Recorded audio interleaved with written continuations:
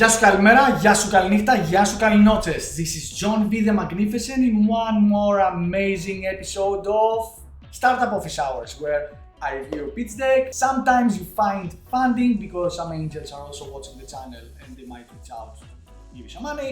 Sometimes I also put some money. In general, people are happy, or at least you got some feedback, things that you should improve in order to increase your chances for funding. Today I'm reviewing a very interesting pitch deck, and we're going to discuss mostly about valuation. Not in depth, but we'll discuss a little bit what you should have in mind when you are trying to figure out the valuation of your company. Let's check DIGILAND, Digital Real Estate Simplified. Impression, like even from the first slide, I think it's really good. I get immediately where this is going, and this is a very good slide. I keep saying to everyone, try to tell me immediately what is your company about.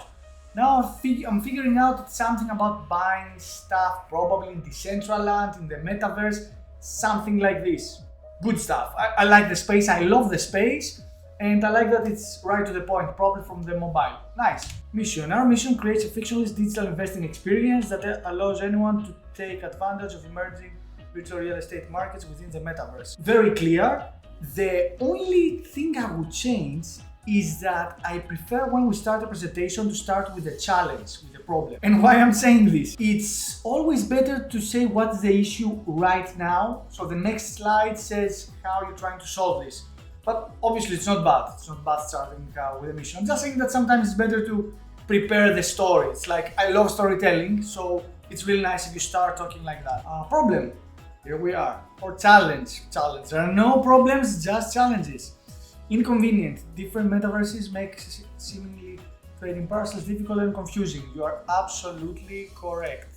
Like it's extremely confusing trying to figure out how to buy stuff. Like it's a mess. Inefficient processing hinders new customer growth. Correct. Overwhelming. It's a problem. I have seen that problem trying to buy stuff from Decentraland, a little bit confusing. Where do I buy? Where do I sell? It's chaos. Usually you do it from OpenSea, which is even more confusing. Solution. I like it.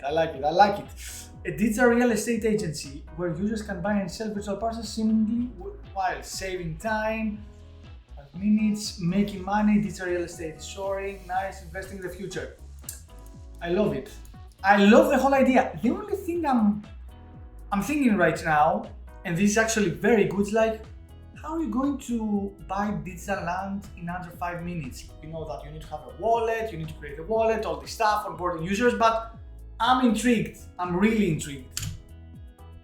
How you buy now? Yes, you go to Decentraland and you have a terrible, you go to OpenSea and you have a terrible experience trying to figure out what this is happening. How you buy with DIGILAND? It's a mobile app, make it mine, you look the stuff. How do you buy though? I like where this is going, but I want to see how it is the workflow. How do I have a wallet? How does it work? Market validation. Of course, NFTs are skyrocketing. Decentraland is going up to the moon. And a lot of volume. Yes, there is a market there. A very good slide, up to the point. This is how slides should be. This is how big is the market, like with the numbers, and that's it. It would be good to also have some sources, like this came from this source and this came from this source. For investors that are a little bit skeptical about the space. Product, you search by Metaverse, very good idea. You strive to find property and you purchase it. I'm still having some reservations when it comes to actually buying it, because you need to create a wallet and the onboarding. The issue with the digital space, especially the Metaverse, it's a little bit confusing when it comes to onboarding customers, but this is actually legit. I like it. Business model. Revenue, daily revenue from fees, in transactions, that ends up to yearly from fees, that 1% commission on each transaction. Super logical commissions.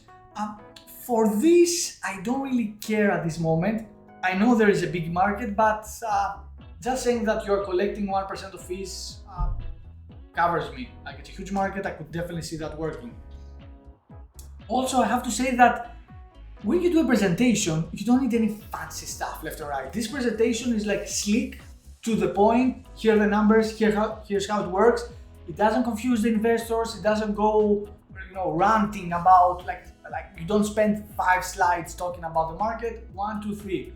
Also remember that people that look your pitch deck should be a little bit familiar with the space. That's the number 1, actually that's one of the 5 or maybe 10. That is actually one of the mistakes that most entrepreneurs do. They go to a random investor that has no idea about the space and they argue like, no, this space is bigger, this space. So don't do that. Make sure that your presentation is either customized based on who are you talking with, or just don't go randomly to talk to investors that have no idea about the space. You are wasting time / money. So let's see, market adoption. Companies that have partnered with the universe. Of course, it's a huge space, I agree. Like, you're preaching to the choir right here. Like, I agree. Competition. What's wrong with these platforms? Variable, non-fungible, OpenSea. No way to stage your parcel. I agree, nice. Oversaturated with useless NFTs and perceived value and opportunity. No pictures of the properties. Interesting. Very interesting, yes. You're actually correct. You are approaching it from a real estate point of view, and that's actually very smart. Interesting. I like how this is approached. Advantages: first to market, first platform to specialize in selling and buying, ease of use, curated properties. Yes, design and brand. Onboarding. There is still this small issue in the back of my mind. All of this is great, but there is one thing that you need to solve: how you onboard users. So that's gonna be a tricky one. Numbers: capital needed $400,000. Actually, it's a small amount, 400K. Funds, product development, sales and marketing, operations. Very good breakdown. Again, it makes sense. Shareholders: only 1 shareholder. A couple of issues with this slide. It's super clear. That's very good. Also, I like that it's just called numbers. This is how it should work. It's very good. I think 400K is not a lot of money. Why I'm saying that? The product development maybe could happen with 250. I would say maybe around 500 to 700. If you want to have something ready like this year. And sales marketing, I would add a little bit more when it comes to marketing. This space is very expensive when it comes to marketing. So I would raise 800 to 1 million. I think 1 million would be a little bit better than 400K. I always believe raise a little bit for the prototype. So 400K for the prototype is amazing, but doing this at scale, it's a little bit difficult. One founder. With the one founder, there is another story. Usually, statistically, it's better to have the magic number is 2, which of course is bullshit. Like, I've seen companies having like great exits and huge success with just one founder, companies that got destroyed even though there were 2 founders. But the concern always with the one founder is that this is a very tough game. Like, having to do this every day on and on. So you need someone to watch your back. I would suggest that maybe there is another co-founder that could help scale this. Maybe, I don't know. I'm not saying that this is bad, it is unfundable or whatever. I'm saying that immediately as an investor, what comes to my mind is like, it's one woman show, a lot of things could go wrong. Maybe if there are 2 founders, they could keep each other's back, they could, they could be they could perform a little bit better. Industry range, let's see, in the number of startups, valuation ranges,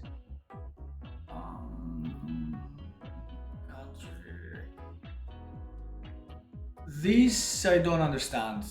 Don't understand what this slide is.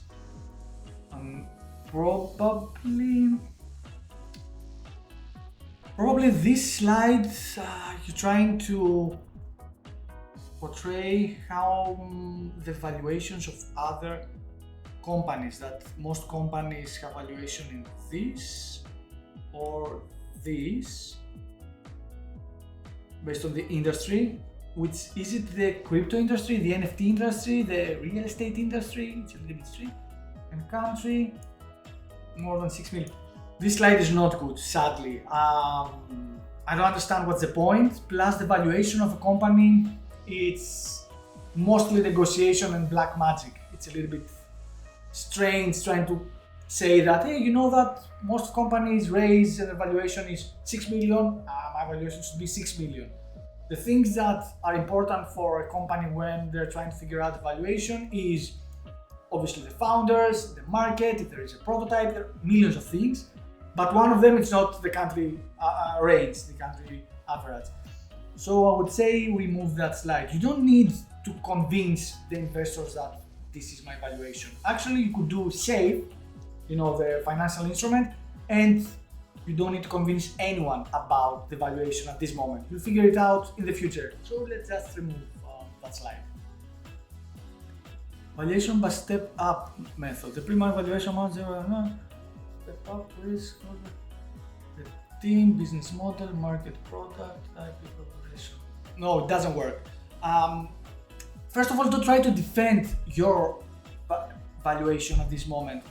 The team usually is the most important thing because they would be responsible for pivoting the company if your business plan doesn't work.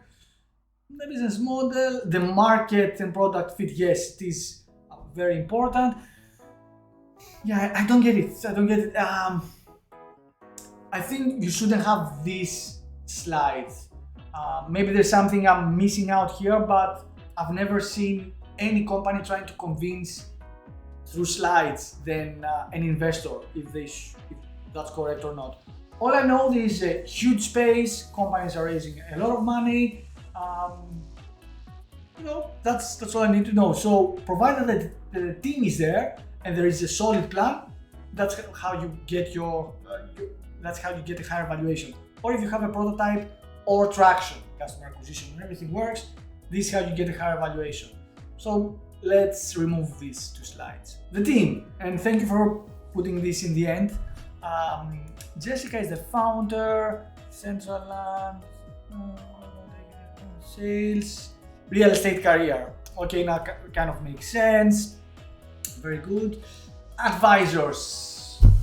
I have a whole video dedicated to advisors and I've ranted many times about advisors.